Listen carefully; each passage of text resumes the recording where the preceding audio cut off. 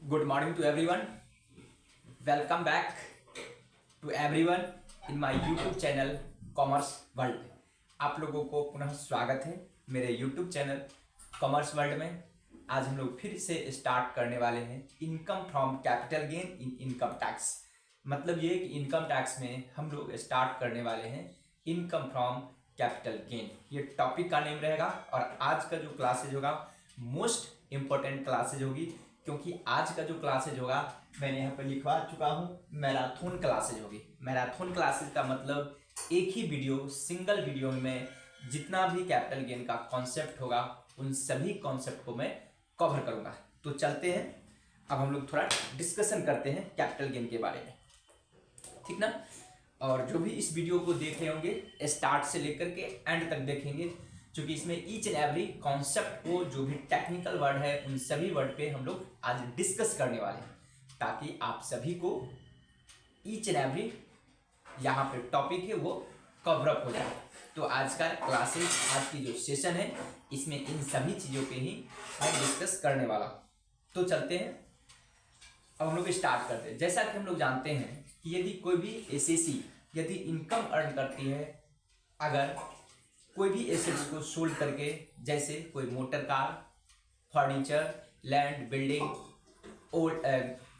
Gold, silver या etc या ornament भी कहूँ, अगर इससे सोल्ड करके वो यदि प्रॉफिट अर्न करती है तो इसका इनकम जाता है किसमें?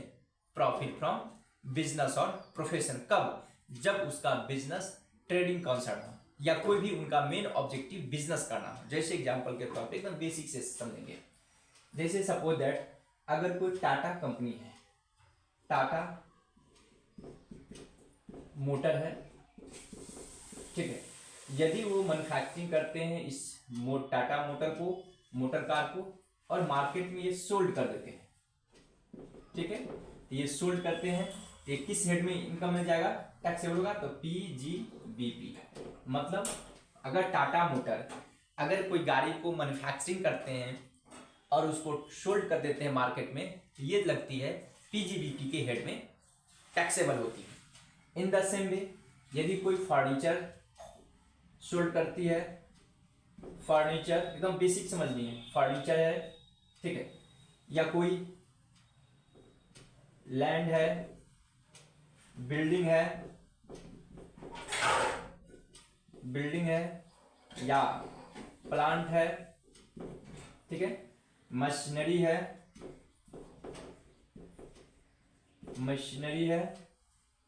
ठीक है, ऑर्नामेंट है, ठीक है। अगर कोई ट्रेडर इन सभी चीज का वो ट्रेडिंग कर रही है, कोई ट्रेडर, ठीक है, ये ट्रेडर है, ठीक है, यानी कि ट्रेडिंग कंसर्न, अगर इन सभी को वो मार्केट में सोल्ड करते हैं तो ये भी इनकम जाते हैं इनकम फ्रॉम पीजीबीपी के हेड में। मैं एक बार फिर से कैमरा को चेक कर ले रहा हूँ, क्या आप लोगों तक सही से दिखाई दे रहा है या नहीं? ठीक है, आई होप कि आप लोग अच्छे से देख पाए होंगे। एकदम बेसिक से समझिए, क्योंकि मैं मुद्दा क्या कहना चाहता हूँ, मुद्दे को समझना है, बेसिक कॉन्सेप्ट को समझने इस चैप्टर को, ताकि आप लोग को कंफ्यूजन ना रहे। तो देखिए मैंने क्या बताया, अगर कोई टाटा मोटर कंपनी है, अगर वो कोई भी मोटर कार बनाते हैं, ठीक है, बहुत सारे मोटर कार वो बनाते हैं, या ट्रक या कोई बहुत सारे मशीनरी के उन्होंने पार्ट बनाते हैं, उस चीज को वो मार्केट में जब सोल्ड करते हैं तो वो किस हेड में जाते हैं? इनकम फ्रॉम बिजनेस और प्रोफेशन में चले जाते हैं। इन द सेम वे अगर कोई भी ट्रेडिंग कंसर्न है, चाहे वो फर्नीचर का है, लैंड का है, बिल्डिंग का है, प्लांट है, मशीनरी है, ऑर्नामेंट, यदि उसी का वो ट्रेडिंग करती है, मार्केट में सोल्ड कर देती है, तो उनका भी ये जो इनकम होगी वो इनकम फ्रॉम पीजीबीपी में चली जाती है। लेकिन अगर कोई एनी अदर पर्सन इन सभी चीज को, ठीक है, अगर कोई नॉन ट्रेडर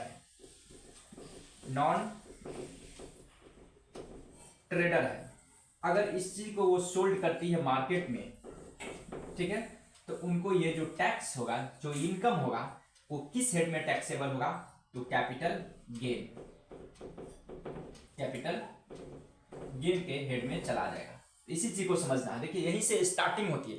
क्या समझे कि जनरली जब कोई पर्सन या ट्रेडिंग कंसर्न अगर कोई भी गुड्स का, चाहे वो मोटर कार हो, फर्नीचर हो, land, building, plant, machinery, ornament का वो ट्रेडिंग करता हो और मार्केट में सोल्ड कर देती है, उससे यदि वो रेवेन्यू जनरेट करती है, प्रॉफिट अर्न करती है, तो वो प्रॉफिट टैक्सेबल होती है अंडर द हेड बिजनेस और प्रोफेशन की हेड में वो चली जाती है।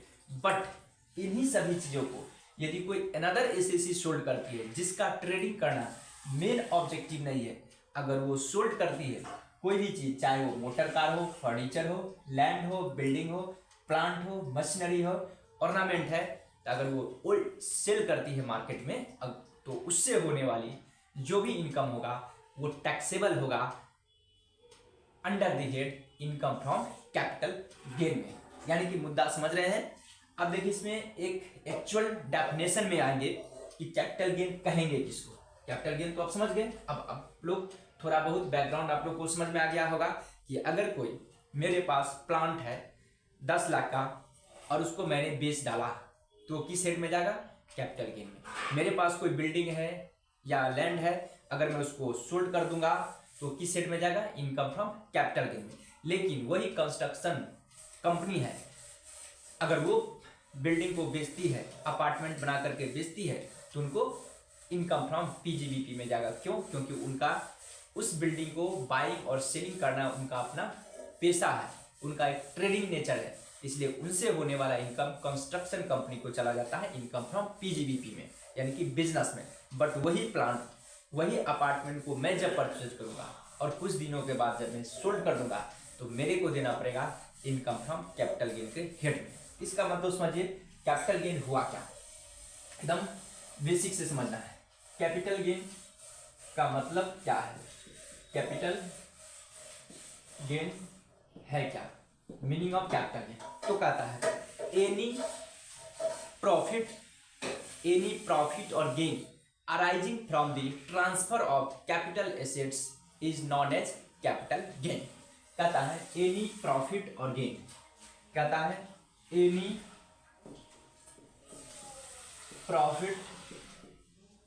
Profits or gains arising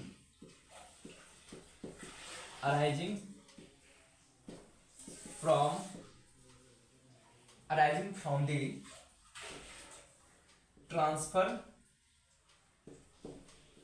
transfer of capital assets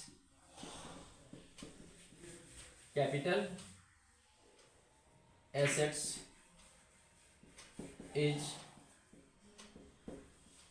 called capital gain, is called capital gain. ठीक है, बातें समझ में आ रही है? क्या समझे? कहता कैपिटल गेन का मतलब है एनी प्रॉफिट, मैं एक बार वीडियो देख ले रहा हूं, ठीक है। कहता है any profit or gain arising from the transfer of capital assets is called capital gain. अब बात रहा कि कैपिटल एसेट्स होगा क्या, इस चीज को भी समझना पड़ेगा। तो देखिए ये सभी जो देख रहे हैं ये सभी को सभी कैपिटल एसेट्स है। तो एक ऑथेंटिकेट डेफिनेशन क्या होगा उस चीज को समझते हैं। तो कहता है any assets held by assessee, any assets held by assessee whether connected business और not is called capital assets. Capital assets include tangible assets, intangible assets, all plant, furniture, ornaments, jewellery etc। क्या समझे? कहता capital assets, यदि कोई SSC कोई भी assets को held करती है, चाहे वो बिजनेस से कनेक्टेड हो या ना हो, और कैपिटल एसेट्स इंक्लूड होती है all tangible, intangible, furniture, goodwill, plant, machinery, land, building etc, shares, debenture, mutual fund, unit of UTI, unit trust of India, इन सभी को हम लोग इंक्लूड करते हैं कैपिटल एसेट्स में। आई होप कि आप लोगों को यहाँ तक समझ में आ गया होगा। तो अपने लोग क्या क्या चीज़ समझे कि कैपिटल गेन है क्या और कैपिटल एसेट्स कहेंगे किसको, ये आप लोग को बातें समझ में आ गई होगी। ठीक है, शेयर्स भी याद रखेंगे, वो भी कैपिटल एसेट्स में इंक्लूड होती है। यदि हम लोग बाइंग और सेलिंग करते हैं कैपिटल एसेट्स को, अगर उसको सोल्ड करते हैं, उससे अराइज होने वाली जो भी प्रॉफिट्स और गेन होगा वो भी हम लोग को इनकम फ्रॉम कैपिटल गेन के हेड में टैक्सेबल होगा। आई होप कि आप लोग यहाँ तक मेरी बातों को समझ गए होंगे। अब समझना ये है कि कैपिटल एसेट्स किसको नहीं कहेंगे, कौन कौन सा ऐसा एसेट्स है जिसको कैपिटल एसेट्स नहीं बोलेंगे। जैसे यहाँ से देखिए मैंने एग्जांपल क्या दिया था, अगर कोई टाटा मोटर है, ठीक है, अगर वो मोटर कार मार्केट में सोल्ड करते हैं तो उनके लिए पीजीबीपी में जाएगा। कोई भी ट्रेडिंग कंसर्न है, फर्नीचर बेच रहे हैं, land, building, plant, machinery, ornament, shares, debentures, तो उनको जाता है पीजीबीपी के हेड में। तो इन सभी को हम लोग एक अच्छे तरीके से कैसे डिफाइन करेंगे उस चीज को समझते हैं, ठीक है। तो कहता है क्या चीज, कैपिटल एसेट्स, इस चीज पे फोकस करना है। कैपिटल एसेट्स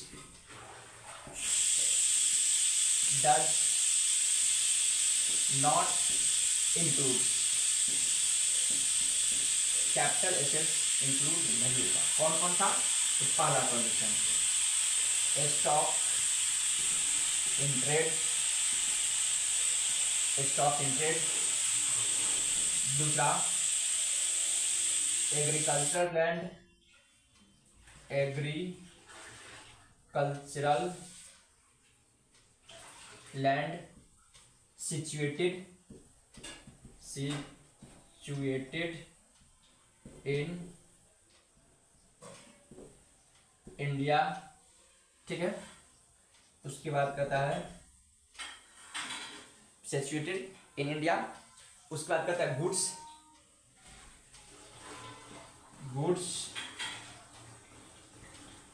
पर्सनल यूज, कोई भी गुड्स है जो पर्सनल यूज के लिए है।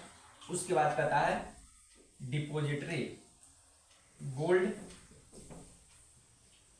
डिपोजिटरी।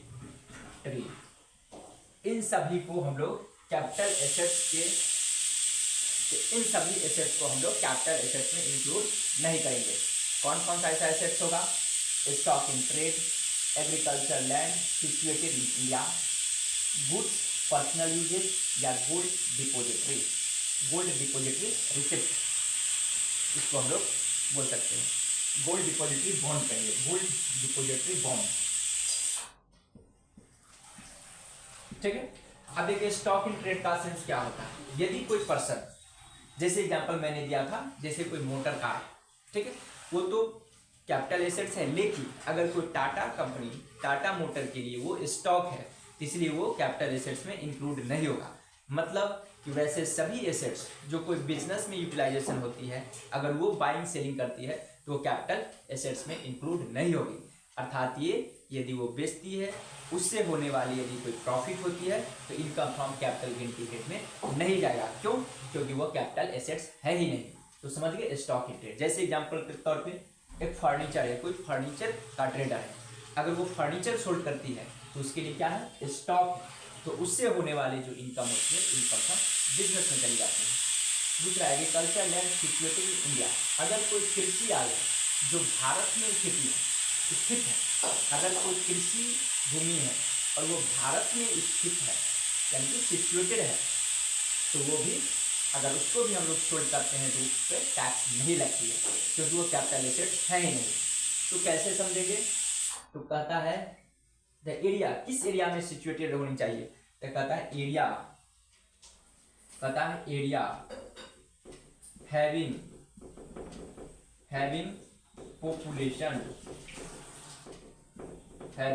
पॉपुलेशन लेस देन 10,000, ठीक है। क्या समझे?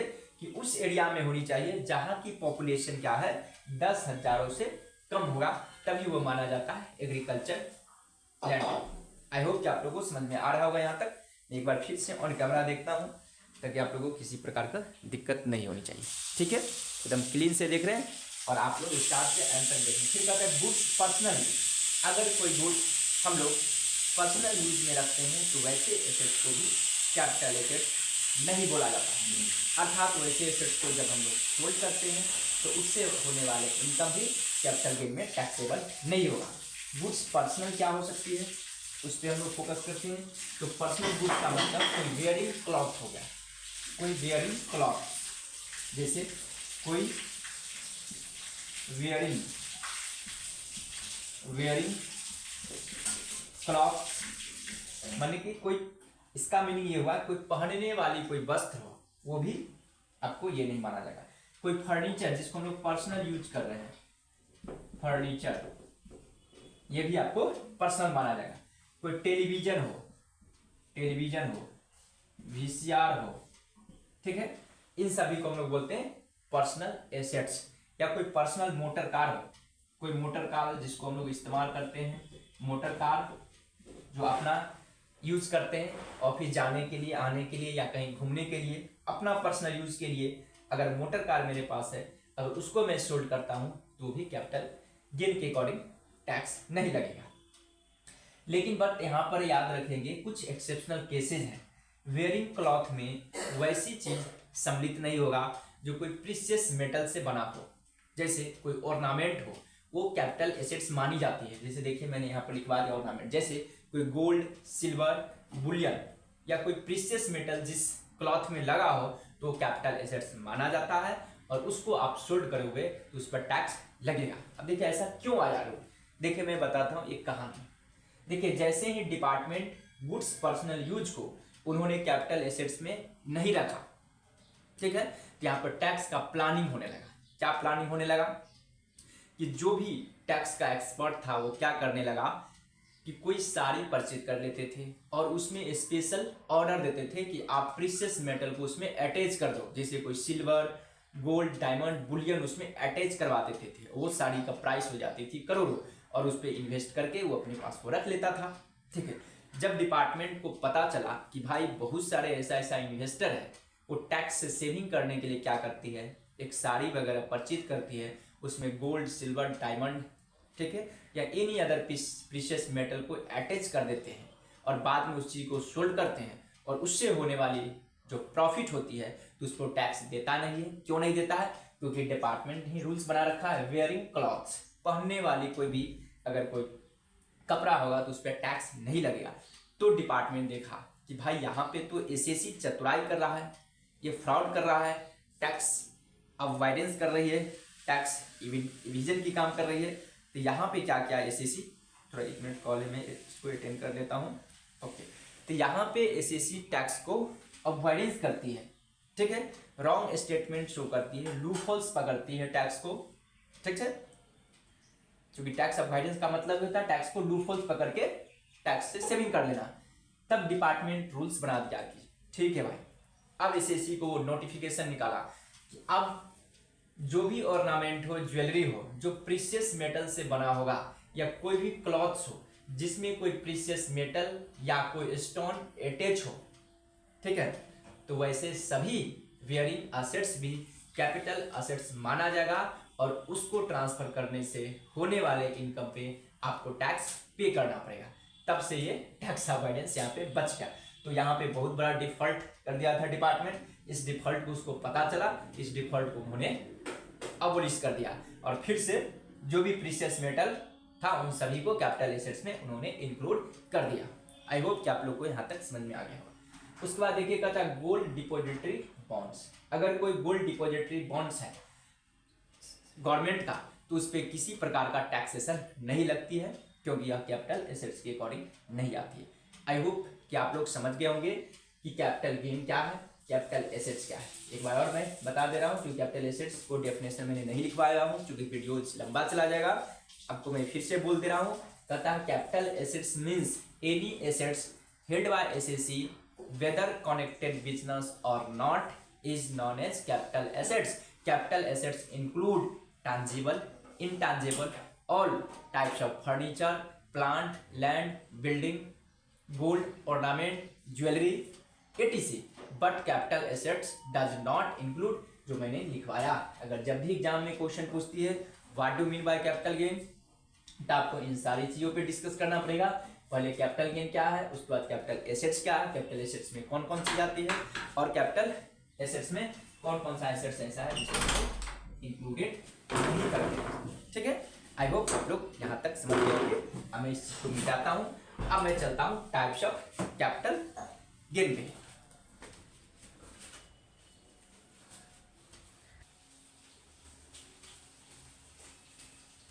ठीक है, देखिए मैंने मिटा दिया हूँ। अब चलते हैं, एक चीज और याद रखेंगे कि कुछ सेल्फ जनरेटेड एसेट्स होता है। मैं थोड़ा कैमरा देख ले रहा हूँ, उधर से लॉक कर दो ना गेट, किचन का गेट लॉक करो ना।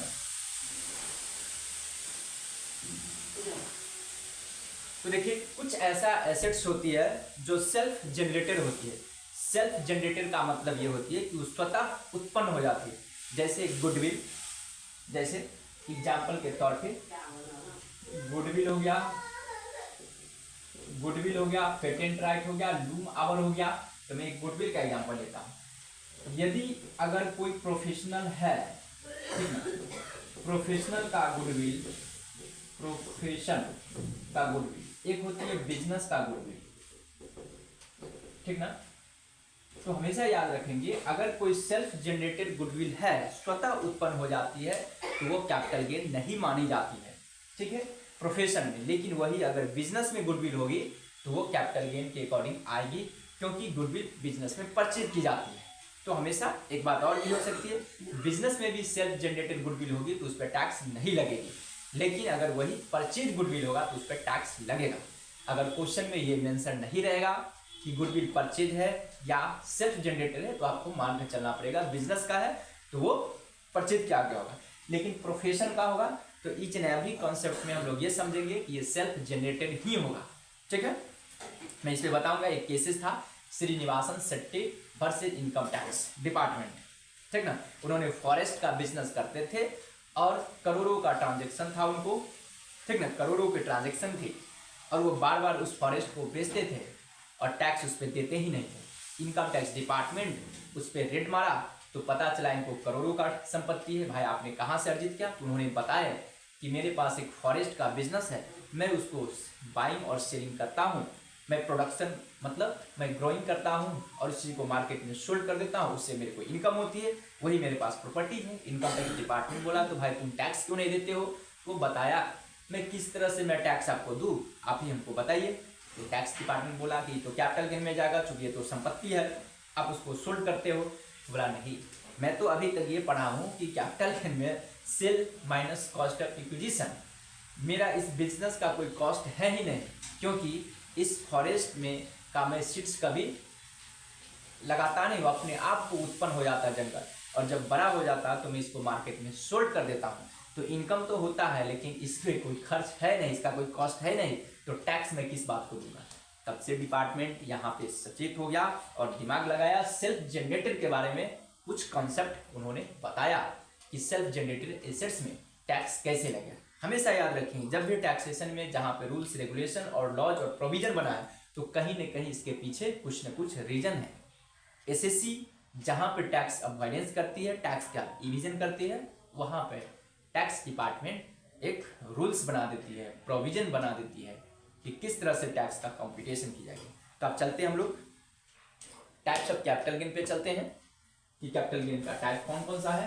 मैं इस चीज को पहले मिटा ले रहा हूँ, ठीक है, ताकि आपको दिक्कत ना हो। मैं इसको थोड़ा और क्लीन कर दे रहा हूँ। तो देखिए कैपिटल गेन जो होगी वो जनरली दो प्रकार की होगी।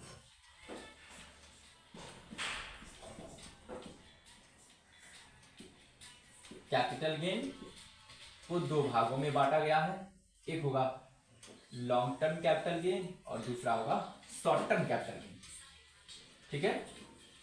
Long term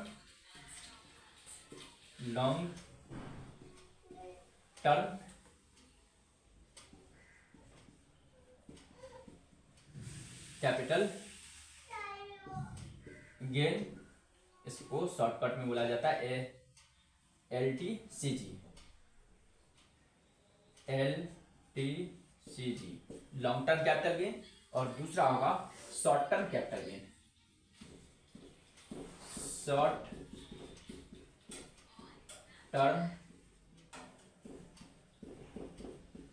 capital gain.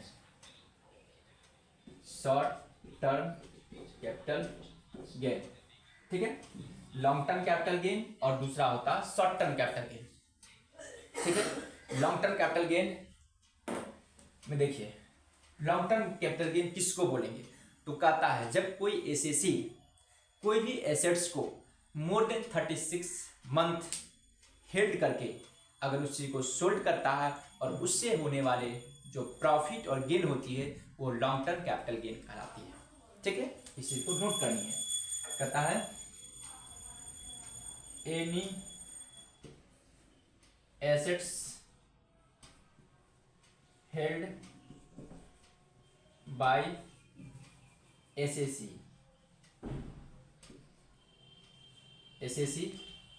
For more than 36 month, ठीक है, from the date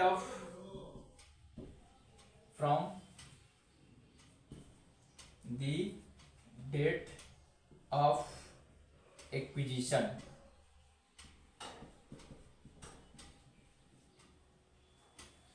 and transferred.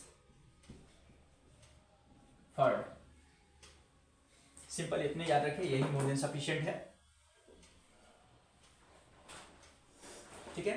यानी कि कहता है any assets held by assessee for more than 36 month from the date of acquisition. अगर कोई एसएसी 36 महीना से ऊपर दिन के लिए एसेट्स लेती है, ठीक ना, उसको बोला जाता है कैपिटल गेन। हमेशा याद रखें, ये कहलाता है कैपिटल गेन, कैपिटल एसेट्स, और इसी से होने वाला जो इनकम होगा उसको कैपिटल गेन बोला जाता है। कौन सा? Long term capital gain.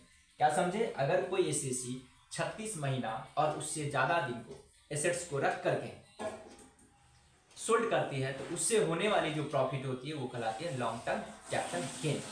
But in case of financial assets वहां पर एक्सेप्शनल केस है। But in case of financial assets, but in case of financial assets, ठीक है, 1236 instead of 12 month, 12 months instead of 36 month, ठीक है। क्या समझे? But in case of financial assets 12 month instead of 36 month, मतलब कि अगर कोई फाइनेंशियल एसेट्स होगा तो यहाँ पे क्या होगा, 36 महीने के जगह पे ये माना जाएगा कितना दिन, 36 महीने की जगह ये माना जाएगा आपको 12 मंथ, 36 दिन के जगह पर ये माना जाएगा 12 month.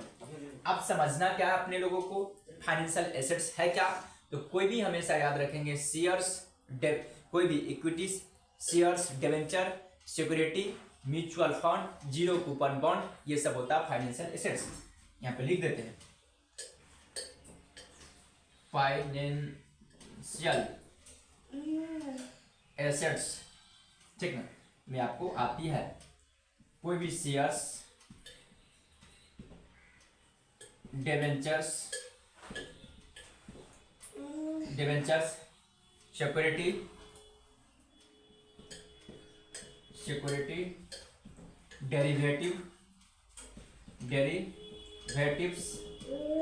Derivatives, mutual fund,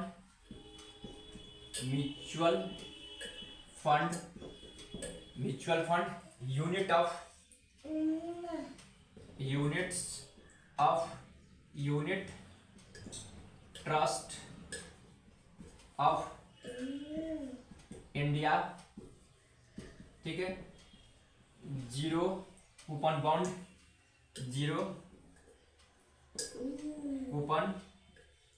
bonds, ETC etcetera, ठीक है। आई होप आप लोग को समझ में आ रहा होगा कि फाइनेंशियल एसेट्स में कौन कौन सा एसेट्स आएगा, तो shares, debentures, security, derivatives, mutual fund, units of unit trust of India, zero coupon bonds etc. इसका मतलब ये हुआ कि यदि कोई एसएससी इन सभी एसेट्स को 12 महीना या उससे ज्यादा दिन रख करके मार्केट में सोल्ड करती है तो उससे होने वाली जो प्रॉफिट होगी और गेन होगी वो कहलाएगा आपको long term capital gain. I hope आपको यहां तक समझ में आ गया होगा। अब सिंपल सा इसी का अपोजिट होगा शॉर्ट टर्म कैपिटल गेन। कहता है any assets held by assessee, कहता है any assets held by assessee for less than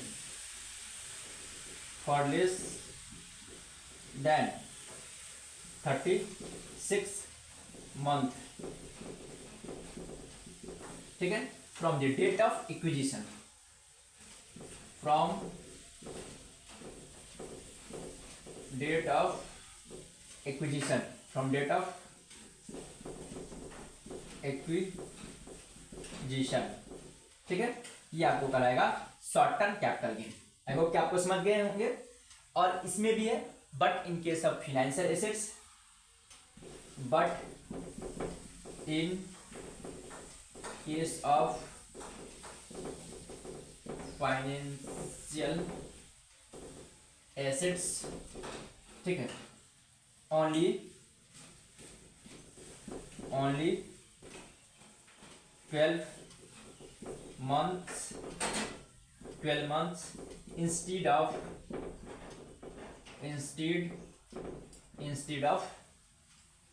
36 months, ठीक है। आई होप कि आपको समझ में आ गया होगा बातें। और फाइनेंशियल एसेट्स क्या है शायद आप समझ चुके होंगे, मैंने यहाँ पे नोट करवा दिया। अब हम लोग समझे, एक बार मैं पुनः कैमरा देख ले रहा हूँ कि आप लोग देख पा रहे हैं कि नहीं। ओके, आप लोग को समझ में आ रहा होगा। अब हम लोग डिस्कस करेंगे, अब चर्चाएं करेंगे हम लोग। थोड़ा मैं फोन देख लेता हूँ। अब अपने लोग को डिस्कशन करनी है इस पे फॉर्मेट ऑफ कैपिटल गेन। जब भी कैपिटल गेन का कंप्यूटेशन करेंगे तो फॉर्मेट क्या हो सकती है, ठीक है। हम लोग क्या क्या समझे, कैपिटल गेन क्या है, कैपिटल एसेट्स क्या है, कैपिटल एसेट्स में कौन कौन सी ऐसी एसेट्स है जिसको हम लोग इंक्लूड करेंगे। उसके बाद हम लोग स्टडीज किए कौन कौन सी ऐसा एसेट्स होगा, कौन कौन सी ऐसी केसेज होगी जिसमें हम लोग कैपिटल एसेट्स में इंक्लूड नहीं करेंगे। उसके बाद हम लोग नेक्स्ट पढ़े topic kinds of capital gain या टाइप्स ऑफ कैपिटल गेन। इसमें था लॉन्ग टर्म कैपिटल गेन और शॉर्ट टर्म कैपिटल गेन था। हमने पढ़ा लॉन्ग टर्म क्या है, शॉर्ट टर्म क्या है। उसमें हमने पढ़ा कि लॉन्ग टर्म 36 महीना और उससे ज़्यादा दिन रख करके अगर कोई एसएससी सोल्ड करती है उससे होने वाली जो गेन होगा वो लॉन्ग टर्म कहलाती है, और 36 महीना से कम हो वो शॉर्ट टर्म कैपिटल गेन कहलाती है। But in case of financial assets होगा तो 12 महीना और उससे ऊपर बेचेगा तो लॉन्ग टर्म कहलाती है, और 12 मंथ से नीचे रहेगा तो शॉर्ट टर्म कहलाता है। अब अपने लोग चलते हैं कंप्यूटेशन ऑफ कैपिटल गेन। पहले मैं इस चीज को मिटाता हूं, उसके बाद हम लोग चलेंगे कंप्यूटेशन की ओर। अब मैंने इस चीज को मिटा दिया हूं। अब हम लोग एक फॉर्मेट बनाते हैं कैपिटल गेन को कंप्यूटेशन किस तरह से करेंगे। तो चलते हैं अब एक फॉर्मेट की ओर। इस तरह से हम लोग एक फॉर्मेट क्रिएट करेंगे, इस तरह से फॉर्मेट क्रिएट करेंगे और यहां लिखेंगे कंप्यूटेशन ऑफ, ठीक है, शॉर्ट टर्म कैपिटल गेन, ठीक है।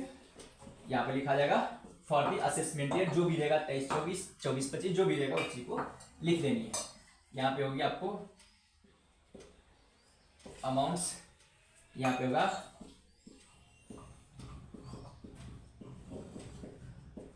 पार्टिकुलर्स, ठीक है, ये हो गया अमाउंट। अब यहाँ पे लिखते हैं फुल कंसिडरेशन। यहाँ पे लिखा आ जाएगा फुल कंसिडरेशन या सेल प्रोसीड्स, सेल प्रोसीड्स, ये हो गया।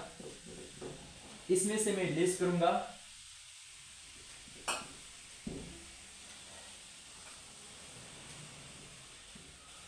सेलिंग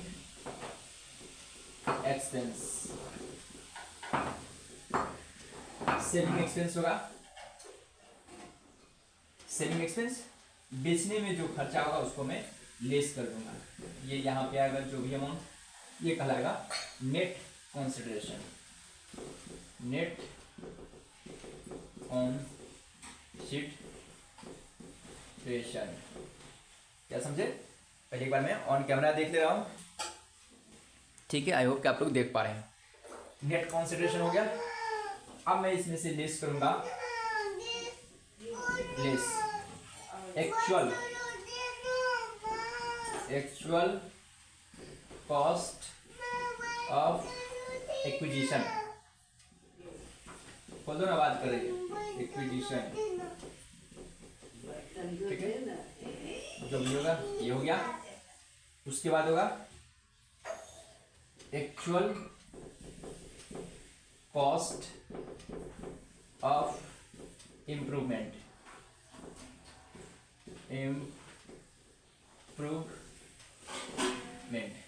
जो भी होगा इसको यहाँ लिखूंगा, ऐड करके मैं इसे बाहर लिख दूंगा, ठीक है। और ये लिस्ट करने के बाद क्या होगा, ये कहलाएगा gross short term capital gain. इसको मिटाता हूँ चूंकि स्पेस की यहाँ पे कमी है, नहीं तो आप लोगों को समझने में दिक्कत होगा। चूंकि फॉर्मेट है तो मैं अच्छे तरीका से रिप्रेजेंट करूंगा ताकि आप लोग इस चीज को नोट करेंगे। क्या कहलाएगा ये, ग्रॉस शॉर्ट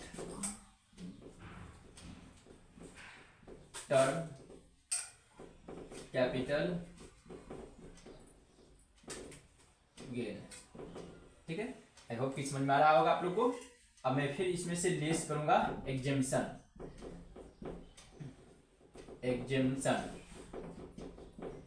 एग्जेम्पशन होती है अंडर सेक्शन। इसमें आएगा 54 बी, 54 जी, 54 जीए और 54 डी। इन सभी को मैं लिस्ट कर दूंगा और लिस्ट करने के बाद जो भी आएगा ये कहलाएगा taxable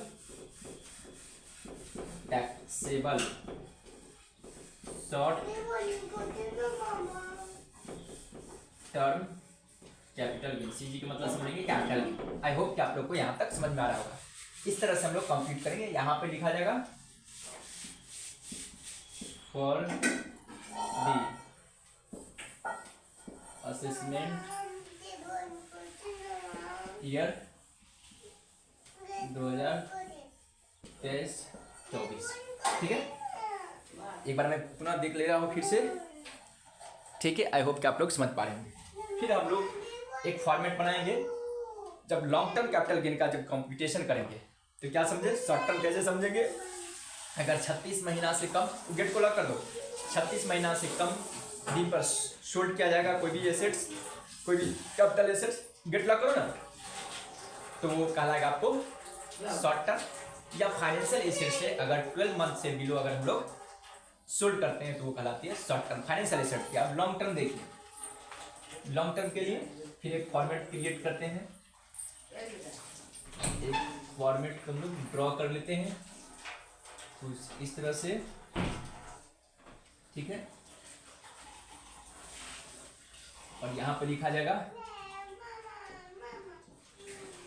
computation expectation of LTCG का मतलब समझेंगे लॉन्ग टर्म कैपिटल गेन। फिर सेम चीज आएगा फॉर द असेसमेंट ईयर, इसके नीचे ईच एंड एवरी क्वेश्चन में टैक्स में इस तरह से चलती है। यहाँ पे लिखा जाएगा अमाउंट, यहाँ पे लिखा जाएगा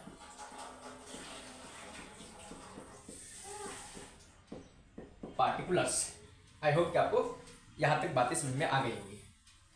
फिर चीजें वही रहेगा, यहाँ पे लिखूंगा मैं फुल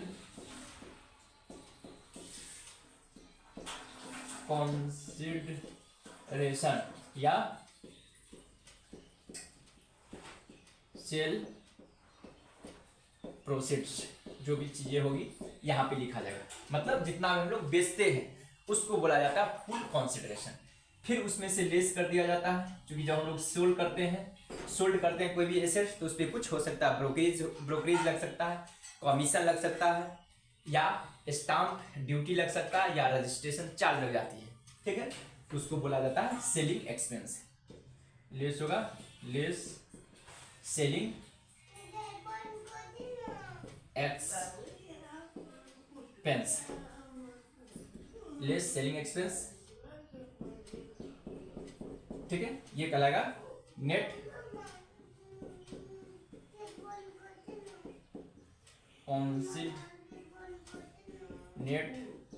कंसिडरेशन, ये हो गया। अब इसमें से लेस किया जाएगा लेस, यहां पे क्या किया जाता है, इंडेक्सेशन अप्लाई किया जाता है, इंडेक्स को लेस किया जाएगा। जैसे यहां पर क्या लिखा गया था, एक्चुअल कॉस्ट ऑफ एक्विजिशन, यहां पे होगा index cost of acquisition, index cost of acquisition जो होगा यहां पे लिखा जाएगा। फिर होगा index cost of improvement,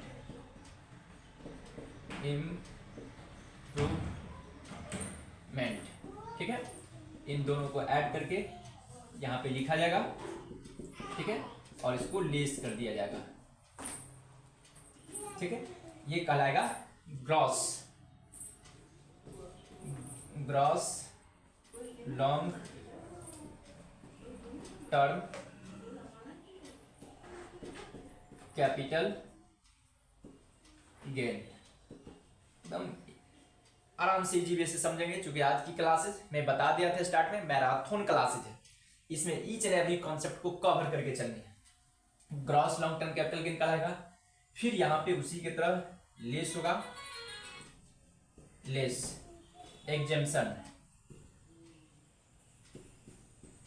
exemptions जो मिलेंगे अंडर सेक्शन क्या होगा, 54 बी,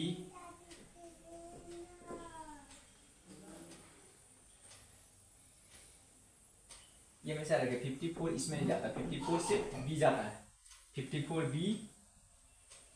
ठीक है, 50 ABC, 54 EC, 54 D की जगह 54 G, यहाँ पर होगा 54 G। ठीक है, 54 GA, इसका होगा 54 GB। ये सारा सेक्शन को लेस कर दिया जाएगा। जो भी होगा इसको मैं यहाँ पे लिखूंगा, और लेस करने के बाद जो भी होगा ये आपको कहलाएगा taxable long term capital gains. आई होप कि आपको यहां तक बातें समझ में आ गई होगी।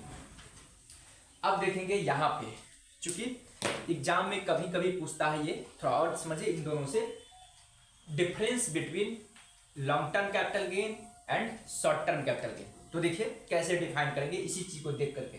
तो पहले देखिए लॉन्ग टर्म किसको बोले थे, शॉर्ट टर्म किसको बोले थे, उस चीज को डिफाइन कर दीजिए। पहला मीनिंग कि जब कोई एसएससी कोई एसेट्स को हेल्ड करता है मोर देन 36 मंथ और उसके बाद ट्रांसफर कर देती है, तो उससे होने वाली profit or gain long term capital gain कहलाती है।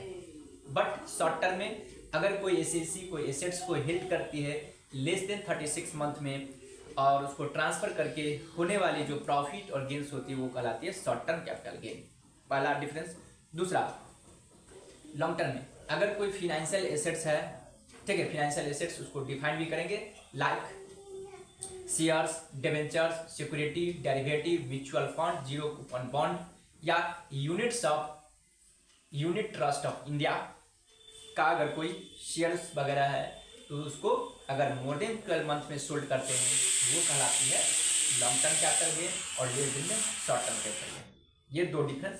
तीसरा डिफरेंस ये लिखेंगे, अगर कोई लॉन्ग टर्म कैपिटल गेन होती है तो उसमें इंडेक्सेशन अप्लाई होती है, जबकि शॉर्ट टर्म कैपिटल गेन में इंडेक्सेशन अप्लाई नहीं होती है। देखिए मैंने क्या लिखा है यहाँ पे, less index cost of acquisition. मैं बताऊंगा इंडेक्स क्या होता है, जबकि यहाँ पर क्या लिखा गया, एक्चुअल कॉस्ट ऑफ एक्विजिशन। यही का डिफरेंस निकालिए। इसका मतलब ये हुआ कि लॉन्ग टर्म कैपिटल गेन में इंडेक्सेशन अप्लाई होती है, जबकि शॉर्ट टर्म कैपिटल गेन में इंडेक्सेशन अप्लाई नहीं होती है। ये भी डिफरेंस रहा तीसरा। चौथा डिफरेंस ये हुआ कि लॉन्ग टर्म कैपिटल गेन में जो एग्जम्पशन मिलती है under section 54, 54B, 54EC, 54G, 54G, 54GA, 54GB। एक और चीज है 54F भी होती है, इसी को मैंने भूल गया, 54F, ठीक है। ये डिडक्शन मिलती है एग्जम्पशन, जबकि शॉर्ट टर्म कैपिटल गेन में जो एग्जम्पशन मिलती है only under section 54B, 54G, 54G और 54D मिलती है, ठीक है। ये भी डिफरेंस हुआ। उसके बाद फिर लिखेंगे लॉन्ग टर्म कैपिटल गेन पे जो टैक्स की रेट होती है, यहाँ पर टैक्स की जो रेट होती है, टैक्स रेट जो होती है on long term capital gain at the rate of 20% जो होती है, ठीक है। जबकि टैक्स ऑन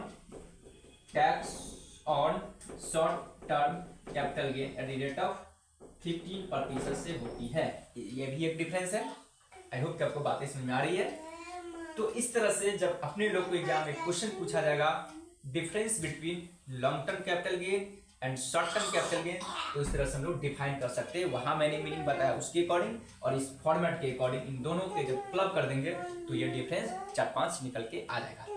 आई होप कि आप लोग यहाँ तक समझ गए होंगे, ठीक है। तो मैं एक बार पुनः देखता हूँ कि आप लोग को दिखाई दे रहा है। Okay, bye bye. अब देखेंगे यहाँ पे क्या है कॉन्सेप्ट। कुछ ऐसा असेट्स होती है जो डेप्रिसिएबल एसेट्स होती है, उस पर थोड़ा डिस्कशन करेंगे।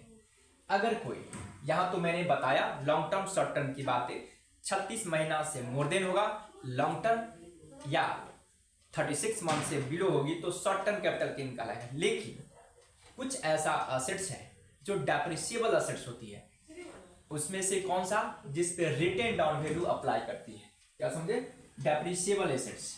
अगर कोई डेप्रिसिएबल